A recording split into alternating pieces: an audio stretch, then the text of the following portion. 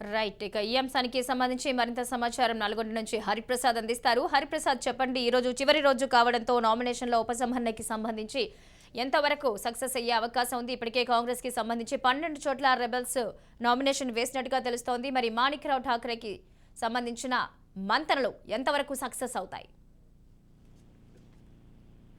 మహాలక్ష్మి మొత్తం టోటల్ గా 355 నామినేషన్లు వచ్చినాయి ఉమ్మడి నల్గొండ జిల్లాకు సంబంధించి. దీంట్లో అంటే 73 రిజెక్ట్ కాగా, అంటే 400 పై చిలుపులో 73 రిజెక్ట్ కాగా 355 నామినేషన్లు వచ్చినాయి. ఇప్పటికే ప్రధాన పార్టీలకు సంబంధించిన వాళ్ళు ఎవరైతే అభ్యర్థులు ఉన్నారో, నామినేషన్ వేసిన అభ్యర్థులు ఉన్నారో ఇండిపెండెంట్ సంబంధించి వాళ్ళందరినీ కూడా బుద్ధగించే ప్రయత్నం చేస్తున్నారు. ఆ బుద్ధగించే ప్రయత్నంలోనే అంటే బెట్టు మీద ఉన్న ఏదైతే ఇండిపెండెంట్ అభ్యర్థులు ఉన్నారో వాళ్ళని అన్ని రకాలుగా చూసుకుంటామని హామీలతో పాటు ఖచ్చితంగా ఫ్యూచర్ లో గెలిచిన తర్వాత మేము మీకు ఏదో ఒక సాయం చేస్తామని బుజ్జగింపుల పర్వం అయితే నిన్న సాయంత్రం నుంచి మొదలైంది. ఎందుకంటే ఎప్పుడైతే స్క్రూటినీ అయిపోయిందో ఉమ్మడి నల్గొండ జిల్లా వ్యాప్తంగా 12 నియోజకవర్గాలకు సంబంధించి 73 రిజెక్ట్ అయినా, 73 రిజెక్ట్ అయినా 355 ఫైనల్ అయింది.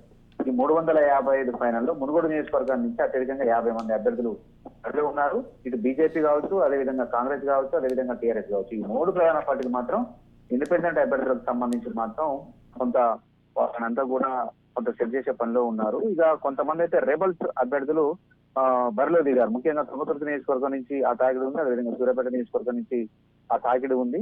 ఈ 2 నియోజకవర్గాలకు సంబంధించి ముఖ్యంగా కాంగ్రెస్ పార్టీ నుంచి రెబల్ అభ్యర్థులు బరిలో ఉండడంతో మాత్రం వాళ్ళందరినీ సెట్ చేసే పని సీనియర్లైన కోమటిరెడ్డి బ్రదర్స్ తో పాటు జానారెడ్డి, అదేవిధంగా ఉత్తమ్ కుమార్ రెడ్డి నలుగురు కూడా వాళ్ళతో మాట్లాడుతున్న పరిస్థితి అయితే నెలకొంది. ముఖ్యంగా తుంగతుర్తి నుంచి ఊహించిన విధంగా మందుల సామిల్కి టికెట్ ఇచ్చారు. దీంతో అక్కడ 2-3 కాంగ్రెస్ అభ్యర్థులు అంటే సీనియర్ నాయకుడు మోత్కోలు నరసింహులు కావచ్చు, ఇంకో 2 కావచ్చు, వీళ్ళందరూ కూడా అక్కడ నామినేషన్ దాఖలు చేయడం జరిగింది. ఇప్పుడు మోత్కోలు నరసింహ తోటి అదేవిధంగా అక్కడ ఉన్న మిగతా 2 సీనియర్ నాయకులు ఎవరైతే కాంగ్రెస్ పార్టీ నుంచి వాళ్ళందరితో కూడా ఇటు ఉత్తమ్ కుమార్ రెడ్డి, అదేవిధంగా జానారెడ్డి, ఇటు కోమటిరెడ్డి రాజగోపాల్ రెడ్డి, వెంకటరెడ్డి కూడా మంత్రాలు జరుపుతున్నారు. ఇక సూర్యాపేట జిల్లాకు సంబంధించి పటేల్ రమేష్ రెడ్డి రెబల్ గా వేయడం జరిగింది. వాస్తవంగా పటేల్ రమేష్ రెడ్డికి టికెట్ వస్తుందని ఊహించారు. కానీ అక్కడ సీనియర్ నాయకుడైన రామరెడ్డి దామోదర్ రెడ్డికి టికెట్ ఇవ్వడంతో మాత్రం పటేల్ రమేష్ రెడ్డి నేను ఖచ్చితంగా బరిలో ఉండాలని చెప్పిన నేపథ్యంలో మాత్రం పటేల్ రమేష్ రెడ్డితో కూడా ఇటు కోమటిరెడ్డి బ్రదర్స్, అదేవిధంగా ఉత్తమ్ కుమార్ రెడ్డి, జానారెడ్డి కూడా మంత్రాలు చేస్తున్న పరిస్థితి నెలకొంది. ఓవరాల్ చూసుకుంటే మాత్రం కాంగ్రెస్ పార్టీకి సంబంధించిన రెబల్ అభ్యర్థులు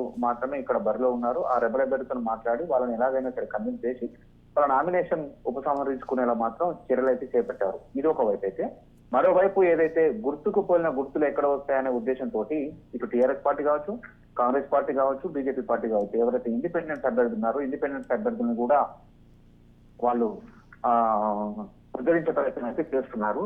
ప్రధానంగా ఈ 3 పార్టీలకు సంబంధించి ఎక్కడ ఏ ఇబ్బంది కలగకుండా మాత్రం ఎవరైతే ఇండిపెండెంట్ అభ్యర్థులు ఉన్నారో వాళ్ళ వెనకాల కొద్దిగా ఓటు బ్యాంక్ ఉన్నారో వాళ్ళందరినీ కూడా వాళ్ళు బతిమాడే చర్యలు మాత్రం తీసుకుంటున్నారు. కాంగ్రెస్ రెబల్స్ సంబంధించి మాత్రం నామినేషన్ ఉపసంహరణ చేసుకోవాలని వాళ్ళకు గట్టి హామీ ఇవ్వడానికి మాత్రం ఈ రోజు ఉదయం నుంచే చర్చలు ప్రారంభమయ్యాయి. మహాలక్ష్మి.